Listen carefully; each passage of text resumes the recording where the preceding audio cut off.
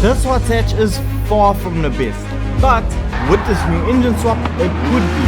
This is the Golf 7 GTI, and in my opinion, and backed by fact, it's not really that fast, because we see fully upgraded, and I mean fully worked to the max. This car only produces what, over 400 brake horsepower, nowhere near 500 horsepower, and well, that simply means it's not that fast. Now when it comes to going through corners, you can take them practically flat out. You don't really have to stress much. It's just not really that good. Now we gotta remember this vehicle is front wheel drive, so look, you do find your tad better understeer here or there, but it's really not that bad. I say that as I run straight off circuit. Now this car, it does produce a decent amount of downforce, however it is extremely lightweight, so that is a redeeming factor, as it weighs just over 1000 kgs, which is not bad at all. So look, even though it's lightweight, we cannot look over the fact that it simply does not have the power to be fast down a straightaway. That is the biggest issue with it, so you just really have to try and carry as much speed as possible through corners, because once you get on a straightaway, there really is no get up and go, there's no gusto, there's no force behind it, and well, that's why the power, it's okay. But with update 1.62, we can improve that power figure by engine swapping it. We are gonna have to spend 325,000 credits, and it's coming out of the Golf GTI Vision GT race car. So look, we get a race car engine, however it's still not the best race car engine we could have. With it obviously being a race car engine, we don't have many parts that we can put on it. The engine is going to be fully upgraded, so look, you are going to be quite limited, and we see that the parts that we actually have for it, well, is your high RPM turbocharger, which does send the power up to 789 brake horsepower. So 789 is no joke at all, so this should drastically improve the performance of this Golf 7. Now immediately you can feel there is a big power difference. I mean, with us now producing almost 800 brake horsepower, there is a massive difference. However, just going through a single corner, I can feel that, right? We have understeer. Now coming down the straightaway, we are doing almost 280 kilometers per hour as we downshift. Let the car coast a little bit on the power shift up. Full lock right now, and the vehicle is running wide. Yes, now with us having almost 800 horsepower, the understeer is quite unbearable, because even though we are turning, the vehicle isn't. So there's a proper gap between my input and the input that the car is giving off. Use a fact of, if you have your foot down going to a corner, that whichever corner, that wheel is going to be lighting up, and well, you aren't putting the power down. The car is running extremely wide, so look at full lock, and the vehicle is barely turning.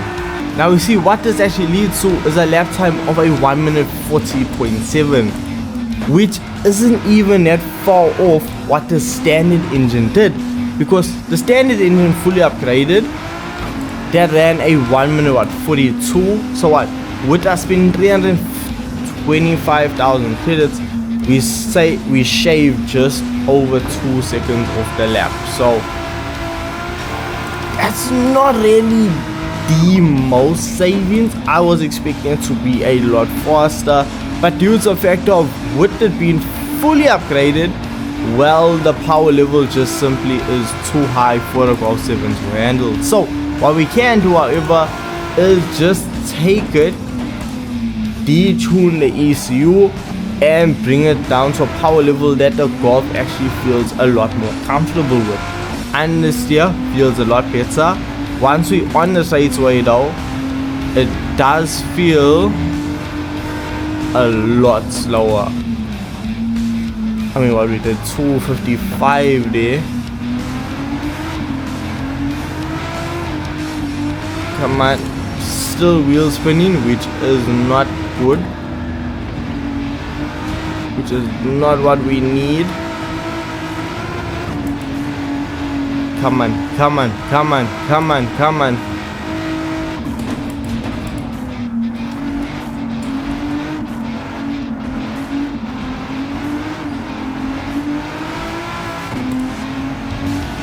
Come on, come on.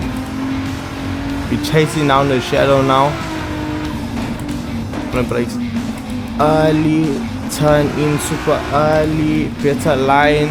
I think I completely cut that corner, but regardless, we are moving.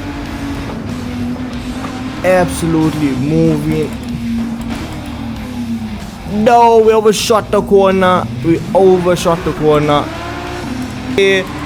Even with the engine swap, the Golf isn't performing to compete against the A45 AMG. Because look, it's not even the fact that it's front wheel drive that's the issue. The actual performance, the feel of it isn't grand. Come on, come on, come on, across the line. We are doing a 137.7. So there we have fastest lap time now in the Golf 7 right here. 137. Haha, Golf 7, 137. Yeah.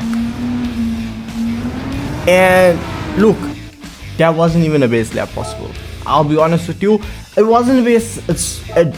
There's still a lot of room left on the table, but do I see this car running a 1 minute 35? Absolutely not. I really don't see the vehicle being able to do that. I mean, with the right driver behind the wheel, absolutely, maybe it can. And then, well, with it being a Group 3 engine, we can still use it for money grinding.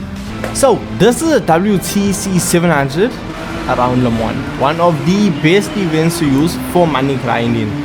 And well, we're gonna see how the Golf 7 actually does on this event, because look, we are aiming for a lap time around the 4-minute mark. In my opinion, that is your time that you should aim for to have a competitive vehicle around the circuit. Obviously, your car can run a 4-minute 10-second lap and you will still get a win. However, if you wanted to actually like completely dominate the opponents, well, then you do need to be looking at around that 4-minute mark. And that's why we're gonna try and see how close we can get with the Golf 7. Also, around Le Mans, with it having massive straightaways, well, your car needs a high top speed. So that's exactly what we're gonna try and figure out now with the Golf 7 right here. How good is it? So we see now we're doing 290, that's 300 kilometers, 310, 320, and we're still accelerating and hard on the brakes. I actually could have braked up slightly bit later there, but rather safe than sorry. And with it having a Group 3 engine, it's not that bad on fuel economy, because we see we are currently at 88% of fuel remaining, but we need to make sure as long as it has more than 66% of fuel remaining, we are going to be golden. Because with this event, you want to aim to do 3 laps on a single tank before you dive into the pits. Now we see we're already on the podium right now, and once we are able to just put the power down like now, you can see we simply just leave the opponents behind. Now hear me out, this is an engine swap that I think would drastically have changed the performance of the Golf 7, and in my opinion would have been a better engine swap. And that is actually the 20 valve, the 5-cylinder 20 valve of the Audi Quattro Pikes Peak Special. That would have been an absolutely incredible engine swap going into this vehicle.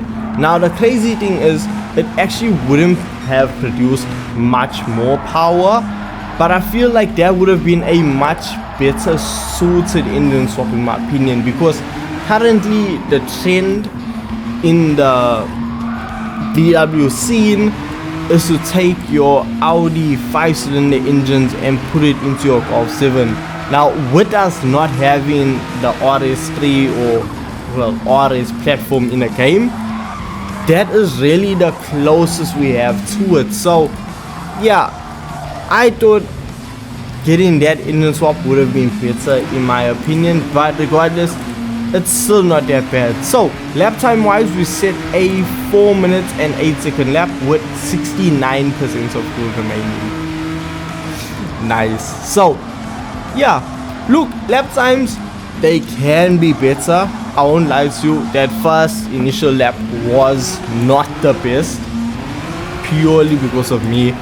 Talking, driving doesn't really mix well. I'm not gonna set the fastest time, and well, because of that, well, the car just ran a slower lap.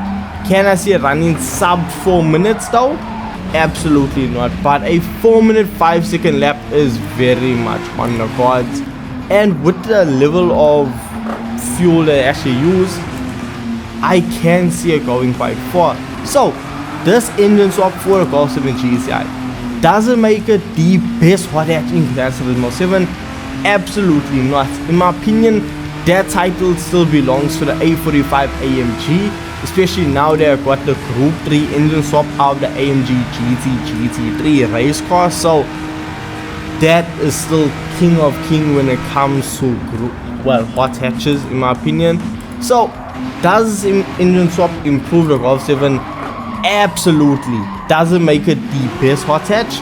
Absolutely not.